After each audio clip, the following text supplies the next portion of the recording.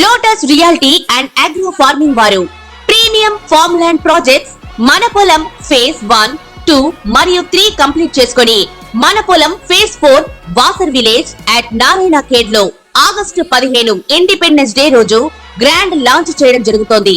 Launching మరియు independence day సందర్భంగా 5 guntas land out rate లో బుక్ చేసుకున్న వారికి 1,50,000 రూపాయల డిస్కౌంట్ తో పాటు 2 గ్రాముల గోల్డ్ ఫ్రీగా ఇస్తున్నారు. పూర్తి వివరాలకు సంప్రదించండి.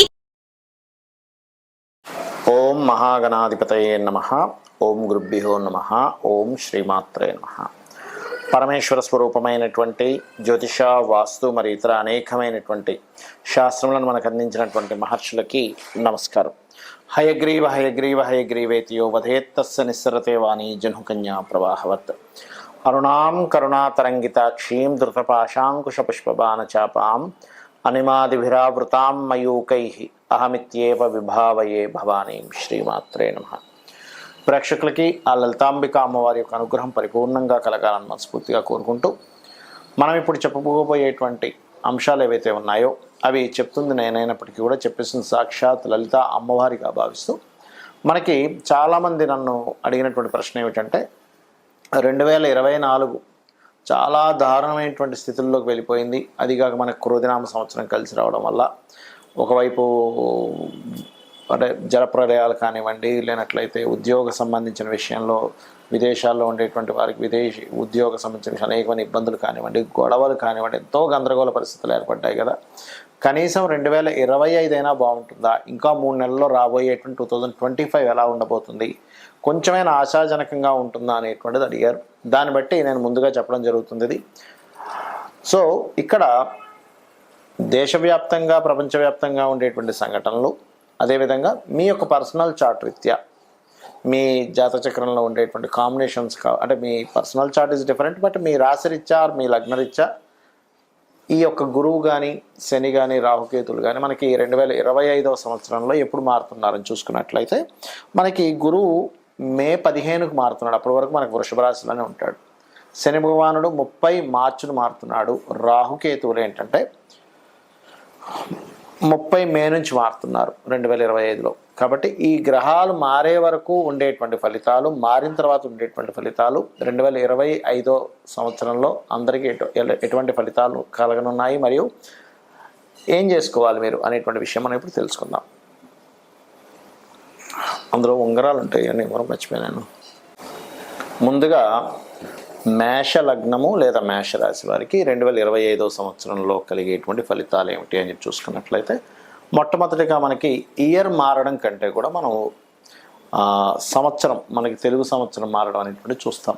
అందులో క్రోధినామ సంవత్సరం అయిపోయిన తర్వాత విశ్వవసు అనేటువంటి సంవత్సరం రాబోతుంది. కాబట్టి ఖచ్చితంగా విశ్వవసు సంవత్సరం, విశ్వవసు అంటే అర్థం ఏమిటంటే ధనము సమృద్ధిగా ఉండడం అంట.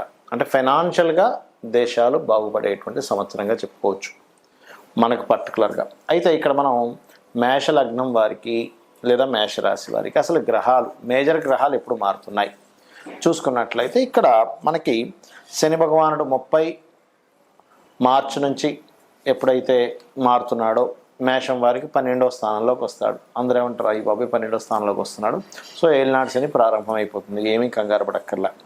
ఏలినాటి శని వస్తుంది అనగానే ఏదో అయిపోతుందని భయపడకండి. ఫస్ట్ గుర్తుపెట్టుకోండి, కొంచెం ఇన్వెస్ట్మెంట్స్ చేసేటప్పుడు చూస్ చేయండి అంతే. అయితే ఇది గురు రాశుల్లోకి ఎంటర్ అవుతుంది కాబట్టి మేషం వారికి ఏంటంటే కాస్త తీర్థయాత్రలకు వెళ్ళడం ద్వారా, కొన్ని పుణ్యకార్యాలు చేయడం ద్వారా, మీ ఇంటికి మీ గృహానికి దగ్గరలో ఉండేటువంటి ఇళ్ళ దగ్గరికి వెళ్ళి, అంటే టెంపుల్స్కి వెళ్ళి అక్కడ ఏదైనా సేవ చేయడం ద్వారా ఆ దోషం పరిపూర్ణంగా పోతుంది, గుర్తుపెట్టుకోండి. అలాగే మరి ఈ యొక్క గురువు కూడా మారుతున్నాడు. ఎప్పటి నుంచి మారుతున్నాడు? అయినా 15 మే నుంచి మారుతున్నాడు. రాహుకేతువులేమో 30 మే నుంచి మారుతుంటే ఈ గురువు మాత్రం 15 మే నుంచి మారడం జరుగుతుంది. మరి 15 మే నుంచి గురువు ఎప్పుడైతే మారుతున్నాడో ఈ 2025 సంవత్సరంలో ఇక్కడ కలిగేటువంటి ఫలితాలు ఏమిటి అని చెప్పి చూసుకున్నట్లయితే, ఒకటి, ఈ ఏదైనా అంటే ప్రదేశం మారడం, అందులో పర్టికులర్గా విదేశాలకు వెళ్ళాలనేటువంటి ప్రయత్నం సఫలీకృతం అవ్వడం, ఇటువంటివి బలంగా గోచరిస్తాయి ఇక్కడ. కాకపోతే ఏంటంటే కాస్త అప్పులు ఇవ్వడము, తీసుకునేటువంటి విషయాల పట్ల కాస్త జాగ్రత్తగా ఉండండి. బుధరాశులు కదా అందుకని. బట్ మీకు ఫైనాన్షియల్గా మాత్రం ఈ గురువు మారడం వల్ల మీకు పర్టికులర్గా అన్నదమ్ముల్ని, ఇప్పుడు మీరు ఉదాహరణకి వేరే దేశంలో ఉన్నారు, లేదా మీ అన్నదమ్ములు ఎవరైనా సిబ్లింగ్స్ ఎవరైనా మీకు అన్నదమ్ములు కావచ్చు, అక్క చెల్లెలు కావచ్చు, విదేశాల్లో ఉన్నారు. అలా ఉన్న వాళ్ళ యొక్క సహకారంతో మీరు విదేశాలకు వెళ్ళడం అనేటువంటిది కూడా ఇక్కడ సూచిస్తుంది చూసుకున్నట్లయితే. మరి రాహుకేతులు కూడా మారుతున్నారు కదండి అంటే, ఈ రాహుకేతుల వల్ల కలిగేటువంటి మంచి జాగ్రత్తలు ఏమిటి? రాహు మీకు 11వ స్థానంలోకి వెళ్తున్నాడు. ఎప్పటి నుంచి అని చూసుకున్నట్లయితే 30 మే నుంచి వెళ్తాడు 2025వ సంవత్సరంలో. ఎప్పుడైతే 11వ స్థానంలోకి వెళ్తాడో ఇంపోర్ట్ ఎక్స్పోర్ట్ బిజినెస్ చేసేటువంటి వారికి, ఆన్లైన్ బిజినెస్లు చేస్తూ ఉంటారు. 2025 మే నుంచి, మే 30 నుంచి ఆన్లైన్ బిజినెస్లు బ్రహ్మాండంగా కలిసి వస్తుంది. బట్ ఓవరాల్గా 2025 జనవరి నుంచి చాలామంది ఏంటంటే జనవరి నుంచి ఎట్లా ఉందని అడుగుతూ ఉంటారు. ఆ రకంగా చూసుకుంటుంటే కొంతవరకు బెటర్గానే ఉంటుంది. బట్ ఏంటంటే ఇక్కడ ఈ సంవత్సరం యొక్క ప్రభావం అనేటువంటిది క్రోధి కంటే తర్వాతది బాగుంది అని చెప్పవచ్చు. అలాగే ఈ కేతువు ఎప్పుడైతే 12లో ఉంటాడో కొంత రాజకీయ నాయకులు కొంత జాగ్రత్తగా ఉండాలి. సింహరాశిలో ఉండేటువంటి కేతువు రాజకీయంగా కొంతవరకు స్ట్రెస్ను ఇస్తూ ఎదుగుదల కూడా ఇస్తాడు. రాహు 11లో ఉన్నందుకు మీకు ఏంటంటే మనకి ఎప్పుడైతే 30 మే నుంచి మారుతున్నాడో రాహుకేతువులు, ఇది ఇంపోర్ట్ ఎక్స్పోర్ట్ బిజినెస్లు, ఆన్లైన్లో చేసే బిజినెస్లకి, అలానే షేర్ మార్కెట్, క్రిప్టో కరెన్సీ ఇట్లాంటివి కాదని చెప్పేది, ఆన్లైన్లో చేసేటువంటి ఎనీ వ్యాపారానికి మంచి యోగం ఇస్తుంది. అయితే మీరు ఏలినాటి శని ప్రారంభం అవుతుంది అనేటువంటి భయం చాలామందిలో ఉంది మేషం వారికి. 2025 ఎప్పుడైతే మనకి 30 మార్చి వస్తుందో అని ఒక్కటే గుర్తుపెట్టుకోండి, మీ personal chart is most important. అదేవిధంగా దేశవ్యాప్తంగా ఎటువంటి మార్పులు వస్తాయో కూడా మనం చెప్పుకుందాం. 2024 కంటే 2025 విశ్వవసు అనేటువంటి సంవత్సరం క్రోధినామ సంవత్సరం కంటే చాలా బెటర్గా ఉంటుంది. ఎందుకంటే ధన సమృద్ధి యోగాన్ని ఇస్తుందట విశ్వవసు అంటే. మరి దేశ కాలమాన పరిస్థితుల్లో ఎటువంటి ఫలితాలు వస్తాయి అని చెప్పి చూసుకున్నట్లయితే, ఇప్పుడు మనం చూడండి, జలరాశుల్లో మీనం యొక్క సంచారం జరుగుతున్నందుకు మనం లాస్ట్ టైం మనం చెప్పుకున్నాం, 9 months బ్యాకే చెప్పుకున్నాం. రాహు మారినప్పుడు జలరాశుల్లోకి రాహు వచ్చాడు. Rahu is the drastic related సంబంధించిన వాటికి కారకుడు. జల సంబంధించినవి బాగా పెరుగుతాయి. జల సంబంధించిన వర్షాలు కావచ్చు, నదులు ప్రవహించడం కావచ్చు, జల ప్రళయాలు కావచ్చు వస్తాయని అనుకున్నాం. అదేవిధంగా మనకు జరుగుతుంది కూడా ఇప్పుడు కాలంలో. అయితే మరి ఎప్పుడైతే మీకు రాహుకేతువులు మారుతారో మే 30వ తేదీ నుంచి, అక్కడ చాలా మట్టుకు ఈ మే తర్వాత వచ్చేటువంటి నెక్స్ట్ ఇయర్ 2025 మే తర్వాత వచ్చేవి చాలా అట్లాంటివి జరగవు చాలా మటుకు. అదేవిధంగా కేతువు ఎప్పుడైతే మనకి కన్యారాశి నుంచి సింహరాశిలోకి వస్తాడో భూముల యొక్క ధరలు బాగా పెరుగుతాయి అక్కడ. అంటే ల్యాండ్ రేట్స్ పెరిగేటువంటి సమయం ఎప్పుడైతే సింహంలోకి వస్తాడో కేతువు. మరి సింహంలోకి వచ్చిన కేతువు ఏం చేస్తాడండి, కొన్ని అధికారాల్లో ఉండేటువంటి కొంతమందిని బదిలీ చేస్తాడు. అది ఎంపీ లెవెల్ కావచ్చు, ఎమ్మెల్యే లెవెల్ కావచ్చు, సీఎం లెవెల్ కావచ్చు, పిఎం లెవెల్లో కావచ్చు. కొంత మార్పులను ఇస్తాడు అక్కడ. అంటే కొన్ని మార్పుల్ని కేతు ఈజ్ చేంజింగ్, మార్పులు ఇంకొంత ఏదైనా మార్పు తేవడం వాటికి కారకుడు. అదేవిధంగా ఒక గొప్ప కీర్తిని కూడా ఇస్తాడు రాజుకి, ఎందుకంటే కేతు కీర్తికి కారకుడు. మరి శని భగవానుడు మీనరాశిలోకి వెళ్తున్నాడు. ఇక్కడ బాగా అర్థం చేసుకోండి, రాహు ఎప్పుడైతే మీనరాశిలో ఉన్నాడో కొన్ని ధర్మ సంబంధించినటువంటి విషయాలు అనేకమైనటువంటి ఘర్షణలు తీసుకొచ్చాడు. శని వచ్చినప్పుడు ఏమవుతుందంటే అటువంటి ఘర్షణలు అవుతుంటాయి, కానీ కొంత ధర్మబద్ధంగా అంటే ధర్మ కర్మాది యోగం ఏర్పడుతుంటుంది ఎప్పుడు శని కనుక గురు రాశుల్లోకి వెళ్ళినప్పుడు. కొన్ని ధర్మ సంబంధించినటువంటి విషయాల్లో రాహు ఎటువంటి, ఎందుకంటే శనివత్ రాహు కుజవత్ కేతు అంటూ ఉంటారు.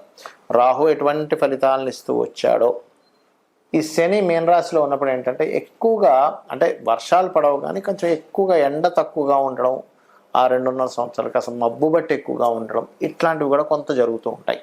అంటే చల్లదనం, కోల్డ్నెస్ పెరుగుతూ ఉంటుంది. ఎందుకంటే జలరాశుల్లోకి వెళ్ళిన శని కదా, కోల్డ్నెస్ మీకు కొన్ని దేశాలు మంచు ఎక్కువ పట్టడం కానీ, అదేవిధంగా అబ్బాయి ఎండాకాలం ఎందుకని ఎండ అంతగా ఎక్కువ కనిపించట్లేదు ఏంటి అనుకోవడం కానీ ఇట్లాంటివి ఎక్కువ జరుగుతూ ఉంటాయి. ఎందుకంటే ఇక్కడ ఇది ఒకటే కారణం కాదు, కేతువు కూడా సింహరాశిలోకి ఎంటర్ అవుతున్నాడు. అంటే రవి ప్రచండంగా వచ్చేటువంటి దానికి కేతువు ఎప్పుడైతే ఉన్నాడో మీరు గమనించవచ్చు. ఈ మీనరాశిలో 2.5 సంవత్సరాలు ఉండే శని, సింహరాశిలో సంవత్సరం ఉండేటువంటి కేతువు ఈ ఫలితాలు ఇస్తూ ఉంటారు. మరి ఈ యొక్క ఫలితాల్లో చాలామందికి డేట్ ఆఫ్ బర్త్లు ఉండవు. ఎందుకంటే వాళ్ళ పర్సనల్ చార్ట్ బట్టి లగ్నము, ధనస్థానము, ప్రయత్న స్థానము, వివాహ స్థానం కావచ్చు, గృహయోగం కావచ్చు, ఇవన్నీ మీ పర్సనల్ చార్ట్లో ఉంటాయి. మీ పర్సనల్ చార్ట్లో ఉన్నటువంటిది ఎక్కువ ప్రభావం చూపిస్తుంది. గుర్తుపెట్టుకోండి, ఏలినాటి శని వచ్చిందని అష్టమ శని, అర్ధాష్టమ శని భయపడకండి.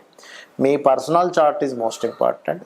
మరి పర్సనల్ చార్ట్ కూడా తెలియని వారు ఏం చేసుకోవాలి? ఈ 2025 సంవత్సరం అన్ని విధాలా బాగుండాలంటే మీరు ఆరాధన చేసుకోవడం, గణపతి యొక్క ఆరాధన చేసుకోండి. ఎక్కువగా గణపతిని ఎక్కువగా ఆరాధించండి. సూర్యుడిని, గణపతిని ఎక్కువ ఆరాధించండి. సేవలు, ఎందుకంటే 12వ స్థానంలో శని వెళ్ళి గురు రాశిలో న్యాచురల్ 12th హౌస్లో ఉన్నాడు కాబట్టి మీకు దగ్గరలో ఉండే ఆలయాల్లో నూనెని దానంగా ఇస్తూ ఉండండి. నూనెని లేదా బెల్లంతో చేసిన పదార్థాన్ని ప్రసాదంగా ఇస్తూ ఉండండి. అలాగే మరొకటి ఏంటంటే, మీరు ఏ బిజినెస్లు చేస్తున్నా కాస్త టెక్నాలజీతో కనెక్టివిటీ ఉండేలాగా మీరు ప్రయత్నం చేయండి. బాగా గ్రోత్ ఉంటుంది. ఎందుకంటే రాహు 11లో న్యాచురల్ 11th హౌస్లో సంచరించేటువంటి సమయము కాబట్టి ఇవి చేయండి, ఖచ్చితంగా మీకు బాగుంటుంది.